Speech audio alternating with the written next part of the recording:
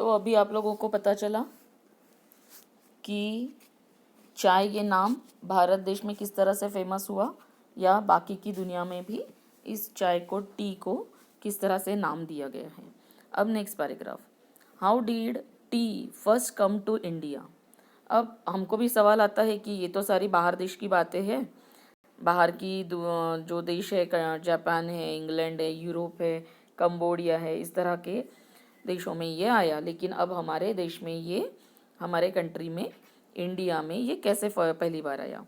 तो historians think that tea had been known in India as a medicinal plant since ancient times. तो हमारे भी भारत में चाय को पहचान थी, और वो भी एंशियंट टाइम यानी बहुत पुरातन काल से। ओके और किस तरह की पहचान थी हमारे यहाँ पे चाय की, मेडिसिनल प्लांट करके, यानी चाय का जो प्लांट है वो एक प्रकार का औषधि युक्त प्लांट है या औषधि युक्त पौधा है। इस तरह से हमारे भारत देश के लोग इस चाय के बारे में जानते थे। But tea was not drunk for pleasure until the British began to establish plantations in the 19th century. लेकिन जिस तरह से अभी हम लोग मेहमानों को चाय देते या सुबह शाम चाय पीते, जब जब हमारा मूड करे, बारिश आती है तो चाय पीते हैं, तो ये एक प्रकार से एन्जॉयमेंट के लिए हम लोग करते हैं, एन्जॉय करते हैं हम लोग एक्चुअली चाय पीना प्लेजर के लिए।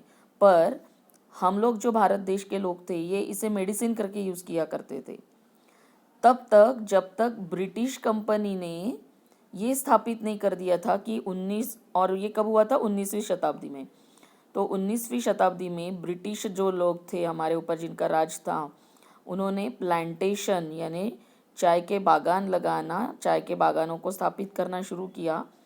तब तक हम लोग इसे मेडिसिन करके यूज़ करते थे, और उसके बाद जब ज़्यादा मात्रा में चाय बनने लगी यानी टी प्लांटेशन होने लगा, तब से हम लोग इसे प्लेजर की तौर पे यूज़ करने लगे। अब देखते हैं आगे क्या बोल रहे हैं। इन द 1770s, 1770 की बात है, the British East India Company made several unsuccessful attempts to grow tea in Bhutan and Assam with seeds from China. तो 1770 में क्या हुआ था कि ब्रिटिश ईस्ट इंडिया कंपनी ने बहुत सारे प्रयास किए थे, अटेम्प्ट्स किए थे, अटेम्प्ट्स यानी प्रयास, मगर वो सब अनसक्सेसफुल थे।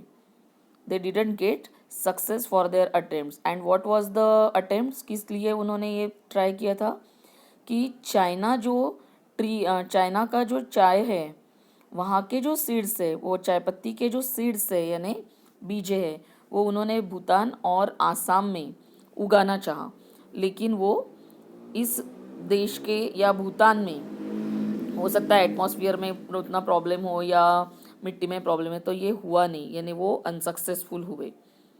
Although these attempts failed, the botanist Robert Bruce in 1823 discovered tea plants growing wild in the upper Brahmaputra valley। तो ये सारे जो कुछ भी उन्होंने सीड्स डालकर चाइना की जो चाय पत्ती यहाँ पे जमा करनी चाहिए, वो कुछ हुआ नहीं, जमा करनी चाहिए ने प्लांटेशन करना चाहा तो वो हुआ नहीं।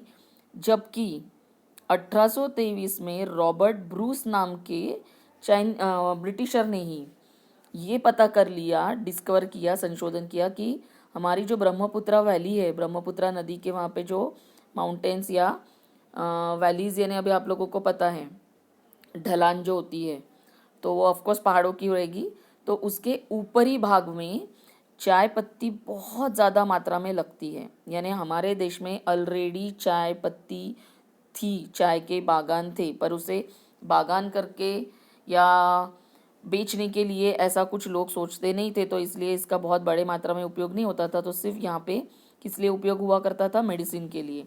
और फिर 1823 में ब्रिटिशर्स को पता चला कि यहाँ पे तो बहुत एम्पल मात्रा में, बहुत ज़्यादा मात्रा में चाय पत्ती उगती है। और ये रॉबर्ट ब्रूस कौन था, बॉटनिस्ट था, जो बॉटनी का स्टडी करता था। और बॉटनी आपको पता है एक ऐसी ब्रांच है बायोलॉजी की जो पेड़ पौधों के बारे में पढ़ाई करती है। तो वो बॉटनिस्ट था, पेड़ पौधों का को डिस्कवर करने वाला कि कौन से पेड़ पौधों से क्या होता है, ये सब जो प्लांटेशन के ऊपर जो कुछ भी हमको आज जानकारी है, ये सारी किसी ना किसी ने संशोधन किया होगा, तभी हमें ये पता चला है। इन May 1838, the first Indian tea from Assam was sent to England for public sale. और पहली बार 1838 में आसाम से इंग्लैंड में लोगों के लिए चाय बेची गई। ठीक है। Since then India has gone on to become one of the leading producers of tea in the world. और तभी से भारत देश का भी जो चाय प्रोड्यूस करते हैं ऐसे देशों में लीडिंग में नाम आ गया, यानी जो अव्वल दर्जे की चाय प्रोड्यूस करते हैं या चाय का निर्माण करते हैं उनमें भारत देश का भी नाम शामिल हो गया। T lovers claim that T may be able to reduce the risk of cancer, control blood pressure, fight viruses in our body and actually help us live longer।